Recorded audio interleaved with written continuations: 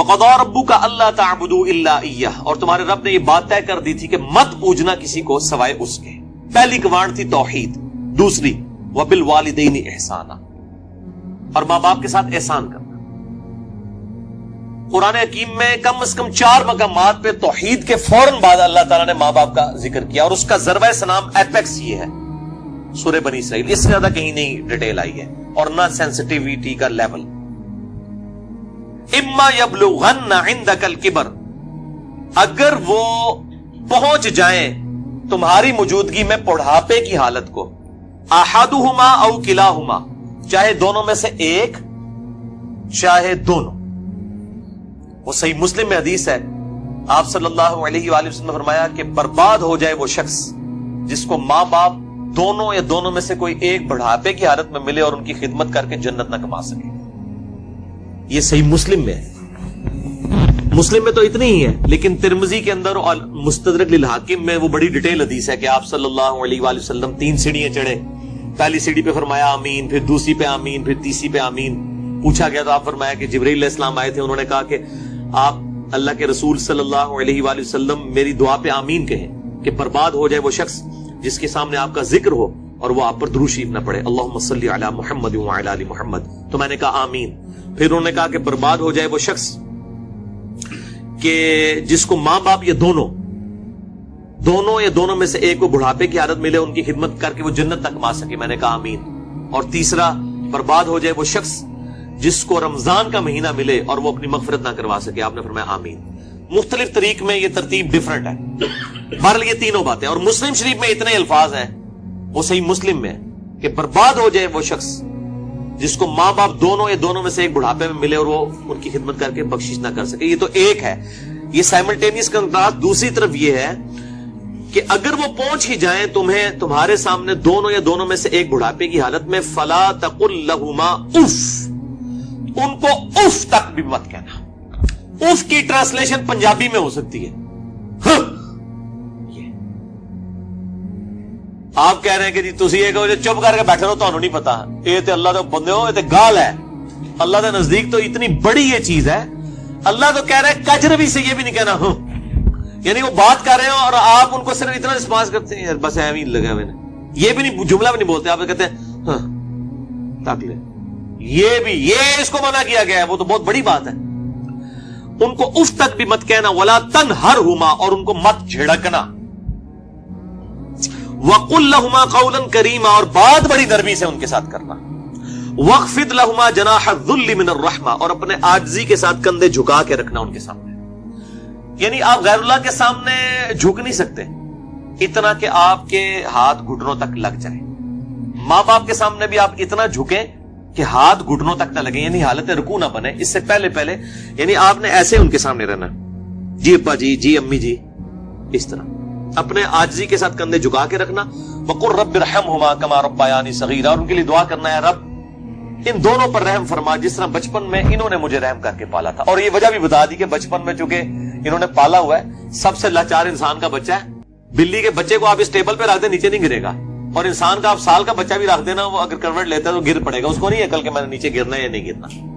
اتنا لاچار ہے انسان. اسی لیے انسان کے ماں باپ کو اتنا حق دیا گیا، چاہے وہ مشرک ہی کیوں نہ ہو. دنیاوی معاملے میں ان کے ساتھ معروف طریقے سے چلنا ہے. یہ حضرت لقمان کی جو نصیحت ہے، میرا بھی وہ لیکچر بھی ریکارڈ ہوا ہے، مسئلہ 176 میں نے بتایا.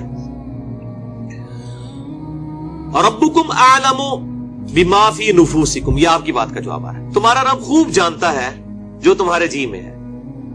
ان تکونوا صالحین، اگر تم نیکوکار ہو، اچھے ہو، یعنی تمہاری عادت نہیں ہے بدتمیزی کرنے کی، کبھی کبھار کوئی تھوڑا سا سکپ آف لینگویج یا سلپ آف ٹنگ ہو جاتی ہے، فَإِنَّهُ كَانَ لِلْأَوَّابِينَ غَفُورًا، تو پھر بے شک اللہ تعالیٰ توبہ کرنے والوں کی توبہ کو قبول کرتا ہے. یعنی عادی مجرم نہ ہو. ان تکونوا صالحین، اگر تم عادی مجرم نہیں ہو، عام حالت میں تمہارا بڑا اچھا ایٹیچیوڈ ہے، کبھی کوئی اسٹیٹ آف مائنڈ ایسی تھی کہ کوئی بات غلط نکل گئی، فوراً توبہ کرو. توبہ اللہ سے بھی کرنی ہے، ان سے بھی معافی مانگنی ہے، اللہ تعالیٰ معاف کر دے گا. لیکن یہ معاملہ بہت سینسٹیو ہے جی. اب دیکھیں کہ ہم دنیاوی معاملات میں بھی، یعنی سوئی گیس کی وجہ سے آپ کو پتا ہے کتنے لوگ ہیں جن کے ساتھ ایشو بنتے ہیں. ہم کتنے وہمیوں کی طرح رات کو چیک کرتے ہیں یار کوئی کہیں پہ پائلٹ کھلا نہ رہ جائے یا ہیٹر جلتا ہوا نہ چھوڑ دیں پیچھے سے، وہ اگر لوڈ شیڈنگ ہوئی اور پھر گیس آئی تو آپ پتہ کتنے لوگ ہر سال مرتے ہیں، کتنی احتیاط کی جاتی ہے. چھوٹے بچوں کے سامنے ماچس لائٹر نہیں رکھا جاتا، تو احتیاط کرتے ہیں. تو آپ دیکھیں اس طرح کے اگر آپ احتیاط ماں باپ کے بارے میں کر رہے ہیں تو شاید سالوں میں کبھی ایک دفعہ ہو، لیکن ہر ہفتے ہی جھڑپ ہو جاتی ہے یا جب معاملہ ہوتا ہے تب جھڑپ ہو جاتی ہے، تو اس کا مطلب ہے ان تکونوا صالحین نہیں ہے آپ، لہذا آپ کی توبہ بھی کوئی قبول نہیں ہے، توبہ بھی نہیں ہے جب تک کہ ماں باپ صحیح طریقے سے معاف نہ کریں اور اپنی روش صحیح نہ کر لی جائے. تو اس میں یہ بہتر، یہ میں نے بھی دیکھا ہے، مطلب میری بھی ایک بڑی ایکسٹروورٹ نیچر ہے، تو مطلب بعض اوقات ماں باپ کو یعنی ایک بچپنے کی طرف سورہ حج میں آتا ہے کہ اللہ تعالیٰ رذیل عمر تک لٹا دیتا ہے کہ کئی چیزیں جاننے کے بعد کچھ نہ جانے. بوڑھے اور بچے برابر ہوتے ہیں. میری بھی یعنی الحمدللہ دادی ماں کی عمر 90 سال ہو چکی ہے. میں یعنی آج سے 10 سال پہلے دیکھتا ہوں اور اب ان میں کافی فرق آیا، یعنی بالکل بچوں والی آتے ہیں، چھوٹی چھوٹی بات کو مائنڈ کرنا. تو میں اپنے ماں باپ کو بھی سمجھاتا رہتا ہوں، وہ ابھی بھی ان کے ساتھ اسی طرح مقابلہ کر رہے ہوتے ہیں ادب کے دائرے کے اندر. تو میں کہتا ہوں ان کے ساتھ مقابلہ بنتا ہی نہیں ہے. جیسے چھوٹا بچہ تو آپ کو 5 دفعہ پوچھے گا کہ بابا یہ کیا ہے، تو آپ بتائیں گے پیار سے، پھر اس کی بھی آگے سے وہ کیڑے نکالے گا. تو اب وہ کئی بار بھول جاتی ہیں، مجھ سے بار بار پوچھ رہی ہوتی ہیں، تو میرے سامنے یہ آیات ہوتی ہے نا، تو میں وہ 10 دفعہ ایک بات اگر مجھ سے پوچھتی ہیں نا تو میں 10 بار جواب دیتا ہوں. میں یہ نہیں کہتا میں تو نکال بھی دسیا سی، کیونکہ ظاہر ہے کہ اس عمر میں پہنچ کے رذیل عمر میں یہی کچھ ہو جاتا ہے. تو انسان کو یعنی بالکل پازیٹیو رہنا چاہیے، ڈرتے رہنا چاہیے، کیونکہ توحید کے بعد قرآن حکیم میں کم از کم 4 جگہ اللہ تعالیٰ نے ماں باپ کے حق کا ذکر کیا ہے، اور جنت اور دوزخ ڈیپینڈنٹ ہو گئی ہے. ٹھیک ہے جی، اس حوالے سے تو بہت احتیاط کرنی چاہیے. سر اب اگر ایسا ہو چکا ہو اور والدین سے معافی بھی نہ مانگ سکے انسان، اور والدین زندہ نہیں سر، وہ ظاہر ہے معافی اس صورت میں نہیں مانگ سکتا نا اس وقت اس سٹیج پہ. نہیں، بعض لوگ اس لیے بھی نہیں مانگ سکتے کہ وہ ماں باپ کو چھوڑ کے دوسرے ملک چلے گئے ہوتے ہیں. ہاں یہ بھی ممکن. تو وہ کلیریفیکیشن ضروری ہے. دیکھیں ماں باپ سے اگر ایسا ہو گیا تو فوراً سے پہلے ماں باپ کے لیے دعائیں مغفرت کریں اور ان کی طرف سے صدقہ اور خیرات کریں. جیسا کہ سنن ابن ماجہ میں حدیث ہے کہ یہ صحیح سند کے ساتھ ہے کہ ایک شخص کے مرنے کے بعد جنت میں کچھ درجے بلند کیے جاتے ہیں. تو پوچھتا ہے اللہ یہ میں نے نیکی نہیں کی تھی، یہ کیوں میرے درجات بلند ہوئے؟ تو اللہ تعالیٰ فرماتا ہے تیری اولاد نے تیرے لیے استغفار کیا تو اس کی وجہ سے ہی تیرے درجات بلند. اولاد تو انویسٹمنٹ ہے. صحیح مسلم میں حدیث ہے کہ مردے کو 3 اعمال کا ثواب ملتا ہے. نمبر 1 صدقہ جاریہ، وہ ملنا بھی چاہیے، اس نے خود کیا. امام بخاری نے بخاری لکھی ہے، ثواب ان کو ملنا چاہیے.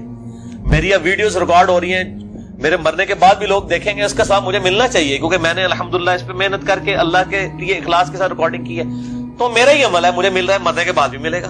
نمبر 2 علم کی بات، جیسے امام بخاری نے اب صحیح بخاری لکھی ہے تو وہ علم لوگوں تک پہنچایا ہے، ان کو مرنے کے بعد بھی ثواب ملے. کسی نے مسجد کے اندر کوئی پنکھا لگوایا ہے، صدقہ جاریہ ہے، مرنے کے بعد ثواب ملے. اور تیسرا کیا گیا؟ نیک اولاد. نیک اولاد جو دعا کرتی ہے، نیک اولاد جو صدقہ کرتی ہے. مسئلہ نمبر 74 میرا بڑے لوگ دیکھ چکے ہیں، 1 لاکھ سے زیادہ اوپر اس کے ویورز ہیں اور اس کے کلپس تو لاکھوں تک ہیں. اس میں نے بتایا کون کون سے موڈ ہیں میت تک نفع پہنچانے کے. صدقہ و خیرات ماں باپ کی طرف سے کریں تو انشاءاللہ قیامت الدین اللہ تعالیٰ آپ کے ماں باپ کو آپ سے راضی کر دے گا. جب ان کو مرنے کے بعد آپ کی دعاؤں سے نفع ملے گا تو بڑے خوش ہوں گے کہ ہمارے بچوں نے ہمیں مرنے کے بعد یاد رکھا. اور آپ کی دعاؤں کی برکت سے اگر وہ مشکل میں ہے مرنے کے بعد خدا نہ خواستہ اور وہ آسانی میں آ جاتے ہیں، اور اگر وہ آسانی میں ہے تو اس سے زیادہ آسانی میں چلے جاتے ہیں، تو وہ خود بخود آٹومیٹکلی خوش ہوں گے کہ میرے پتر نے میرے واسطے کیتا ہے، تو اللہ تعالیٰ ان کو راضی کر دے گا. اور ایک دوسری حدیث جو ابو داؤد میں ہے کہ ماں باپ اگر مر جائیں تو ماں باپ کے قریبی رشتہ داروں کے ساتھ اس نے سلوک کرو. ماں مر گئی ہے، خالہ کے ساتھ اس نے سلوک کرو. باپ مر گیا تو چچا اور تایا کے ساتھ اس نے سلوک کرو. ایکویلنٹ وہ بھی چیز ان کے لیے آرام کا باعث ہے. اور دعا کریں، یہ جو دعا میں نے پڑھی ہے، رب ارحمہما، اے رب ان دونوں پر رحم فرما، کما ربیانی صغیرا، اے اللہ جب میں بچپن میں چھوٹا بچہ تھا جس طرح انہوں نے مجھ پر رحم کیا تو بھی ان پر رحم فرما. یہ آپ تشہد میں دعا لازم کریں، ہم تو مانگتے ہیں چاہے ماں باپ زندہ ہیں مر چکے ہیں، دونوں صورتوں میں ماں باپ کے لیے دعا کرنی ہے. ہم لوگ سمجھتے ہیں بندہ مر جائے ادھر سے دعا کرنی ہے، اور بھائی زندہ ہے جڑا یا مر گیا ہے، دونوں صورتوں میں دعا تو کرنی ہے. دعا کی ضرورت تو زندوں کو زیادہ ہے، اس لیے کہ مرنے والے تو چلے مر گیا، زندے بندے جو ہے وہ اس کے پاس تو چانس ہے کہ وہ اللہ کی طرف لوٹ آئے اور وہ گمراہی کا راستہ چھوڑ کے اچھائی کا راستہ، اور اگر اچھائی کے راستے پہ تو استقامت اختیار کرے تو دعا کرنی چاہیے. اور یہ دعا ضرور کرنی چاہیے، اللہم اہدنا الصراط المستقیم، صراط الذین انعمت علیہم غیر المغضوب علیہم ولا الضالین آمین.